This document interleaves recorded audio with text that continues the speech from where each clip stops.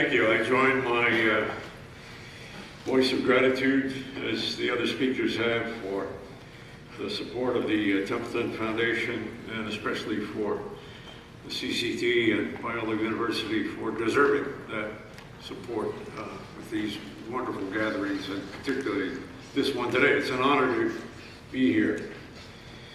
In an oft-cited passage in his treatise on Christian doctrine, St. Augustine encourages Christians to make free use of the ideas of what he calls heathen thinkers. In doing so, he said, we can follow in the spirit of the example of the people of Israel when they were leaving Egypt. While the Israelites were compelled to flee from the Egyptians' pagan idols and oppressive practices. Am I too loud? No. Okay. They also had the wisdom to take some valuable things with them from Egypt. Mixed with all of the wickedness of Egyptian religious practices were, these are Augustine's words, vessels and ornaments of gold and silver and garments, which God's people appropriated to themselves, designing them for a better use, and not doing this on their own authority, but by the command of God. The same kind of appropriation Augustine holds for matters of the mind. When those who, and I'm quoting him here now, when those who are called philosophers, and especially the Platonists, have developed thought that that is true and in harmony with our faith, we are not only not to shrink from it, but we're to claim it for our own use from those who have unlawful possession of it. The deliverances of these thinkers, he says, contain gold and silver, which they did not themselves create, but they dug out of the mines of God's providence, which everywhere are scattered abroad. Therefore, Augustine goes on, when the Christian rightly separates himself in spirit from the miserable fellowship of these men, we ought to take these God-given items with us in order to put them to a Christian use. Now, there's some wisdom in this counsel from St. Augustine. Certainly, he's right to remind Christians that there's much of value to be gained by looking for good things to be found in the ideas produced by non-Christians. But his comments also trouble me for the way they depict how we are to appropriate those positive elements in the works of heathen thinkers. When we discover something good in what they have produced, he says, we Christians are to claim it for our own use from those who have unlawful possession of it, just as the Israelites seized valuable things from the Egyptians as they fled the land in order to put them to proper use. I have no quarrels with the behavior of the children of Israel while they were fleeing Egypt. They'd suffered greatly under their Egyptian oppressors, and they rightly saw much of the wealth of Egypt as having benefited from their own slave labors. Furthermore, I'm sure that under the godly leadership of Moses, they exercised some good judgment in deciding what they could legitimately appropriate to their own use as a people dedicated to the service of God, who is the ultimate owner of everything in the creation. When it comes to the realm of ideas, however, I question whether we can go very far in making proper use of the Exodus imagery. If, for example, we come across a helpful intellectual insight in, say, Plato's writings, can we legitimately say that the insight is in Plato's unlawful possession, and that we have every right as Christians to think of ourselves as seizing it, reclaiming it from him as we claim it for our own use as servants of the true God? Consider as a case in point this passage, a favorite of mine from Plato's Mouw, where Plato depicts Socrates as leading his friends in a discussion of how we are to understand the nature of virtue. After several attempts on their part to come up with an adequate account, each of which Socrates exposes as insufficient, his friends become discouraged. They've been looking for a unified definition of virtue, they complain, but instead all they've come up with is at best a swarm of virtues. Socrates responds by encouraging them to keep at the task. The human soul, he says, is immortal. These are his words, having been born many times, born again many times. And because the soul has seen all things that exist, whether in this world or the world below, the human soul actually possesses a kind of suppressed knowledge of them all, he says. His friends should not give up then, but they should press on in the assurance that, and this is his, I think, delightful phrase, all nature is akin. Which means, he says, that the philosophical quest can lead to success, quote, if a man is strenuous and does not faint. Now, this passage clearly expresses some decidedly non-Christian thoughts. Reincarnation is not a Christian teaching, nor is coming to know something actually a recollecting of what we learned directly in a previous disembodied mode of being where we contemplated eternal forms. What Plato means by the affirmation that all nature is akin is quite different from what I mean when I confess with the author of Colossians that all things hold together in Jesus Christ. But I still find this passage spiritually inspiring. Because God is the creator of all things, because he watches over every sparrow as well as over his human children, the assurance that all nature is akin strikes a positive chord for me in my deep places. In the words of epistemic hope that Socrates offers to his disciples, points me to a similar kind of confidence for the Christian intellectual journey. In acknowledging my gratitude for this passage authored by Plato, I do not think of myself as seizing something that is in his unlawful possession. Indeed, it's important for my gratitude for what he says that I see it as something rightfully owned by Plato. I can find similar messages of encouragement in uniquely Christian writings, but it's precisely the fact that his comments inspire me in the context of his thought, his non-Christian convictions, that they stimulate a special kind of appreciation in my heart and mind. I would not receive the encouragement in quite the same way if I were to come across exactly the same words, all nature is akin, in, say, Habakkuk or 1 Timothy or Martin Luther. Another attractive thing about this passage for me is its literary value. Plato is a wonderful writer, and in these words by Socrates to his friends, Plato has put together some fine sentences. They express his philosophy well, and they show how his philosophical perspective can inspire and motivate. And in all of that, what Plato says in this instance comports well with the overall literary development of this particular dialogue. So to put it bluntly, I don't want to seize this from Plato. I see no need to rescue it from his possession. I want him to keep it. And I like the passage precisely because it is an expression of Plato's gifts. Gifts for which I thank the God who created him and blessed him with talents which Plato had put together with such excellent use. Now, in saying all of that about this passage in the Mouw, I'm not in any way meaning to ignore the ways in which I disagree with Plato from a Christian point of view. He's wrong about some matters that are of eternal importance. My assignment as a Christian scholar is to do what I can to help the Christian community to discern the difference between truth and falsehood. But it must not do that in a way that encourages Christians to denigrate the accomplishments of non-Christian thinkers.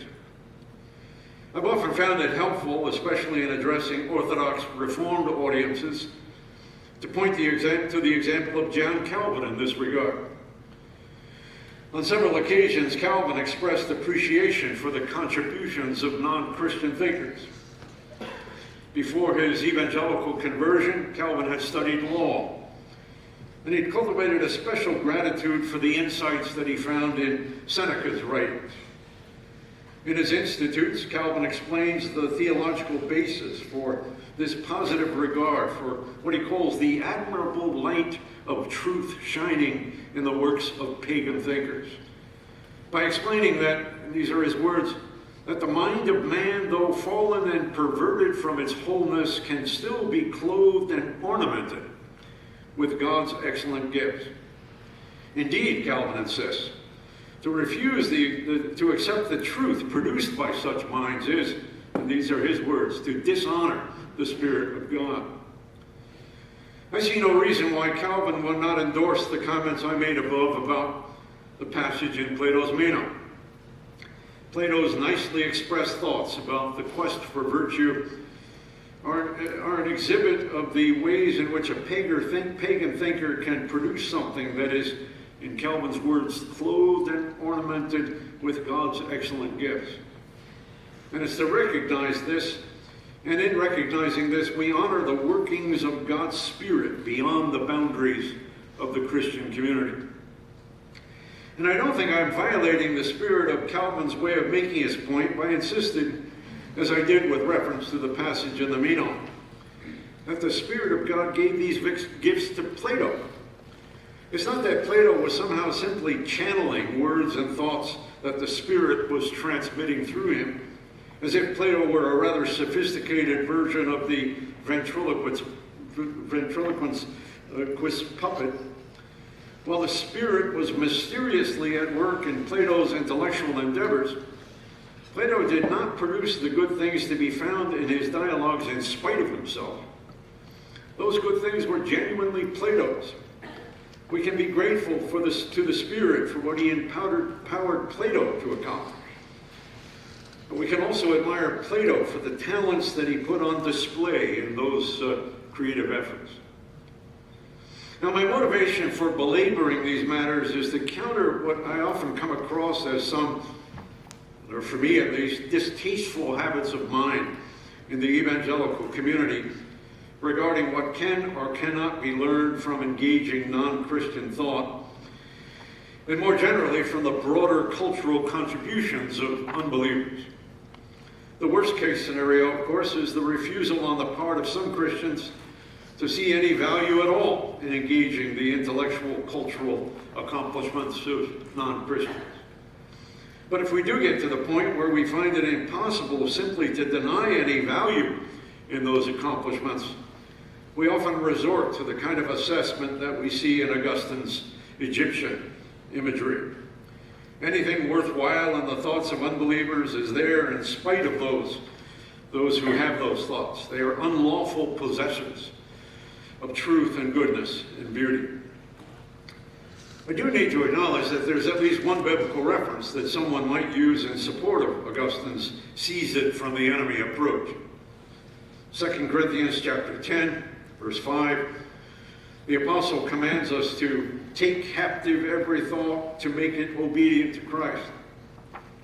I don't think, though, that the writer here is suggesting that the thoughts with which we struggle in our intellectual endeavors are often ones that we must rescue from the unlawful possession of unbelievers, thereby making them our own by a kind of taking captive renewal or retrieval. The capturing here is not so much a transaction between intellectual agents, so that I'm, for example, taking an idea away from Plato's illicit possession and capturing it for my own use.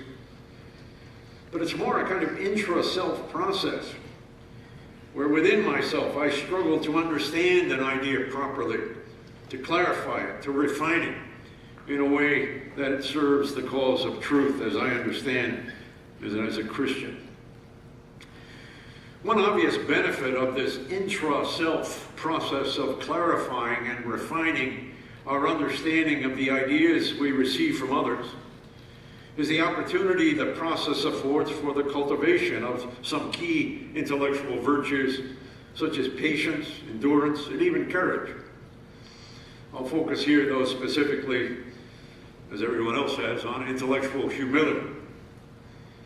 Many of us who have been active in interfaith dialogue have been helped by Leonard Swidler's well-known Dialogue Decalogue. You can look that up online. It's a terrific little piece of work, where he sets forth 10 principles for constructive interfaith engagement. I'm not going to examine here the particulars of his 10 Commandments with their accompanying commentary, but it's instructive to reflect briefly on some of the intellectual dispositions that Swidler's kinds of principles point us to in thinking about intellectual humility. The need for a spirit of learning looms large in Swidler's account. We need to approach perspectives different from our own, Swidler insists, with a humble desire to learn from others. Understandably, this does not come easily for evangelicals, especially when topics have to do with explicit religious beliefs.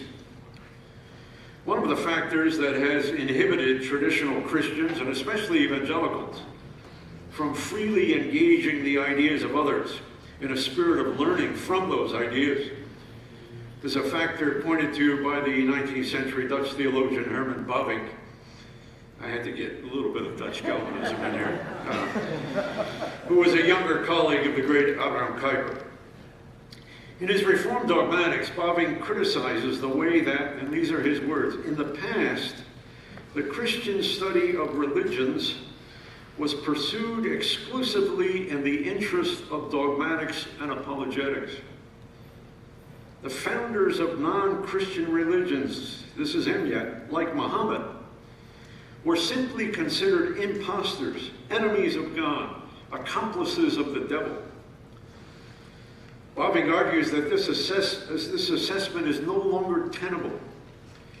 In more recent times, he says, those religions, have become more precisely known. Muhammad's teachings have become more precisely known, especially through the insights offered by history and psychology. And then Bavinck offers this theological verdict. Also among pagans, says Scripture, there is a revelation of God, an illumination by the Logos, and a working of God's Spirit. It's a Trinitarian formula there. A revelation from God, an illumination by the Logos, and a working of God's Spirit in Muhammad. One important emphasis in these comments by Bavinck is the way he's appealing to a rather robust divine revealing that supplements the all-important content of biblical revelation. Bavinck is going beyond here the generic conceptions of natural theology and general revelation by proposing a dynamic involvement by the members of the Trinity in the particularities of other religious perspectives. The Holy Spirit is involved in the work of Muhammad. There may be very specific ways he's suggesting that the members of the Trinity, and he mentions both the Logos and the Spirit, may be actively at work in the spiritual quest of a Buddha or a Confucius.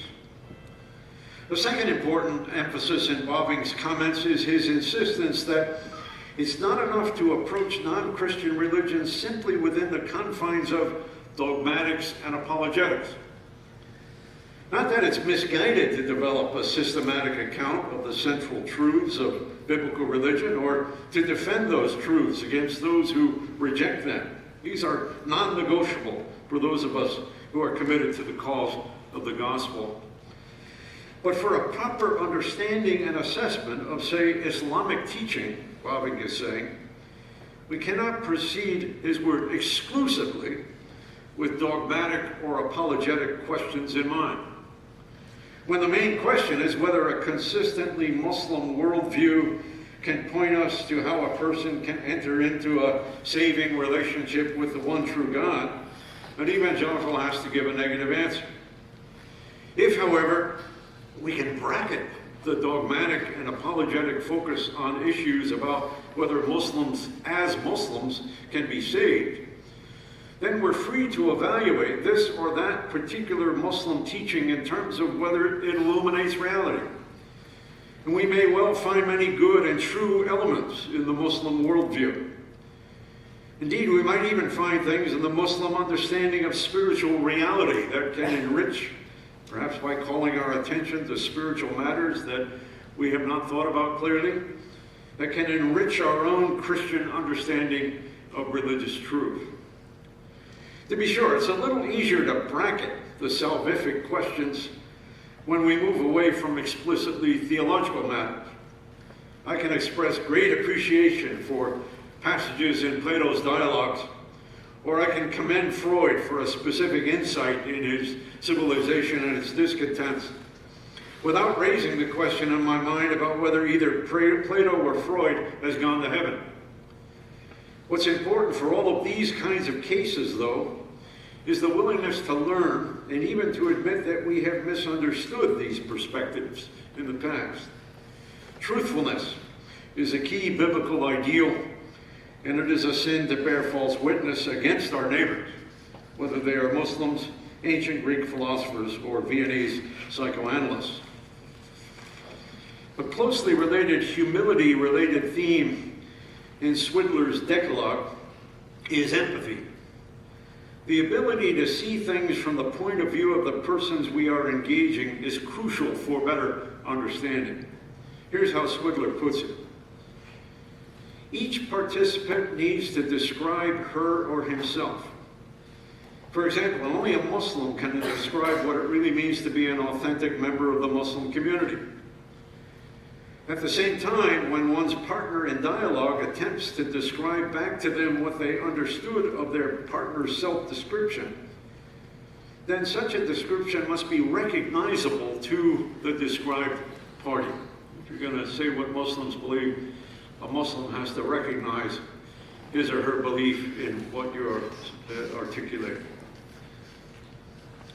That's the end of quoting Swidler. Empathy is experiencing the feelings and concerns of others as if they were your own. Seeing other perspectives from the inside, as it were, can be a special challenge for a Christian. But it's an important challenge. Indeed, it may be that we Christians have special advantages in nurturing the necessary kind of empathy. The humble awareness of our own sin can lead us, as Simone Weil once put it in a delightfully blunt manner, can lead us to contemplate our stupidity. And incidentally, that's from a wonderful essay by her called School Studies. You can find it online.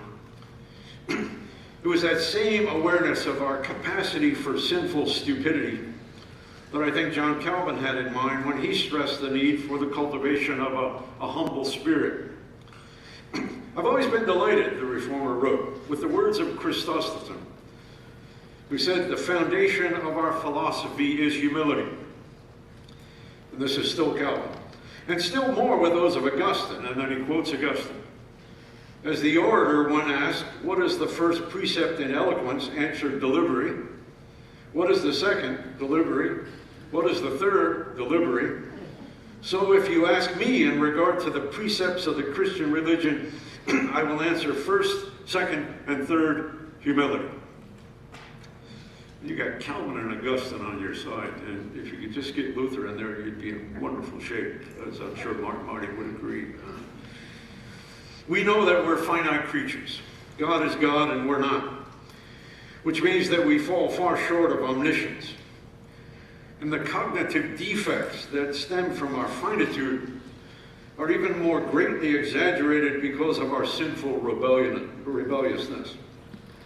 This means that what might at first glance to be our radical disagreement with a certain point of view might, upon humble reflection, require a confession that we have borne false witness against our intellectual neighbors. In my own intellectual efforts within the evangelical community, I've made much of the truth-telling mandate. One example that I've used often is a brief exchange with a countercult speaker whose lecture on Mormonism I had attended. Some of the things he said about Mormon teaching did not fit with what I've learned from extensive dialogue with Mormon scholars during the past 2 decades. When I approached him afterward with the intention of gently suggesting that he might want to probe more deeply on a couple of key points, he abruptly cut me off, telling me, "We don't have time for all of your polite stuff. Our job," he said, "is to warn against false teachers." Well, since during his talk he had spoken much about our Christian battle for the truth, there was an obvious irony in his response to me. How can it be that we don't have the leisure to be accurate about what our opponents actually believe when the cause that we're fighting for is the truth? If we're to be bearers of the truth, then we do need to pay attention to the polite stuff of making sure that we're being accurate in representing the views of others. That seems to me to be a minimal requirement in Christian intellectual engagement. But that is a minimal requirement. And when we attempt to honor it, we do make steps in cultivating the virtue of intellectual patience, which is no minor achievement. There's more, however. Avoiding falsehood is a good thing, but also gaining truth is a significant added value. And this is where I found Bobbink's particularizing emphasis so helpful. In engaging non-Christian thinkers, it's certainly important to be sure we have understood their views accurately. But it's also important to ask what they have to teach us, or even more accurately, what we can teach ourselves by seriously wrestling with the overall patterns of their thought. Here, I'm convinced it's not enough to do the Augustinian thing of asking what ideas they may have in their possession that we can rescue for our own use. We must engage them, the individuals who cultivated these ideas. It's important for us to understand how they, as individuals, came to formulate these ideas. It's crucial to see how these ideas fit into their larger patterns of life and thought. It's instructive to study also how they express those ideas, looking at the sentences they construct and the imagery they employ. One of the many passages that I continue to be inspired by in the writings of my good friend, the late Lewis Smedes, is his testimony about an encounter with God that he experienced when he enrolled in an English composition class shortly after he transferred to Calvin College after some unhappy years studying at the Moody Bible Institute. In the first day of that class, Smedes wrote, and now I'm quoting him at length, "The professor introduced me to a God the likes of whom I had never even heard about. A God who liked elegant sentences and was offended by dangling modifiers. Once you believe this, where can you stop? If the maker of the universe admired words well put together, think of how he must love sound thought well put together. And if he loved sound thinking, how he must love a Bach concerto. And if he loved the Bach concerto, think of how he prized any human effort to bring a foretaste, be it ever so small, of his kingdom of justice and peace and happiness to the victimized people of the world. In short, I met the maker of the universe, who loved the world he made and was dedicated to its redemption. I found the joy of the Lord, not at a prayer meeting, but in English Composition 101. Now, in reading Plato or Freud, it's a good thing to be on the lookout as we assess their ideas for some elegant sentences and for words well put together. And it's a good thing then also to celebrate these accomplishments as gifts of God from God to them. And again, Bobbing, we can approach these thinkers with the legitimate expectation that we can find in their endeavors the results of a revelation of God, an illumination by the Logos, and a working of God's Spirit. Another Christian writer from whom I have drawn inspiration in this regard is Simone Weil. And I frequently quoted this piece of counsel from her. Christ likes us to prefer truth to him, she wrote. To prefer truth to him, she wrote. Because before being Christ, he is truth.